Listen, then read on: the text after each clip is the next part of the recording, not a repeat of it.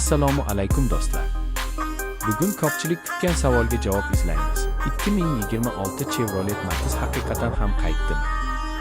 Matiz nomi bizga begona emas. U ilk bor 1998 yilda paydo bo'lib, arzonligi, tejamkorligi va shahar uchun qulayligi bilan mashhur bo'lgan. 2026 yilgi yangi Matiz esa eski ruhni saqlagan holda zamonaviy ko'rinishda taqdim etilmoqda. Tashqi dizayni silliq chiziqlar, LED chiroqlar va ixcham kuzov bilan yangilangan. Salonida esa multimedia ekran, qulay o'rindiqlar va oddiy, tushunarli boshqaruvlar bor. Dvigatel tomonidan u shahar uchun mo'ljallangan tejamkor variant bo'lib, Spark, Kia Picanto va Renault Kwid kabi mashinalarga raqobatchi hisoblanadi. Narxi ham byudjet segmentida bo'lishi kutilmoqda. Eng katta ustunligi esa kam yoqilg'i sarfi, arzon xizmat va shahar hayoti uchun juda qulay ekanligidadir.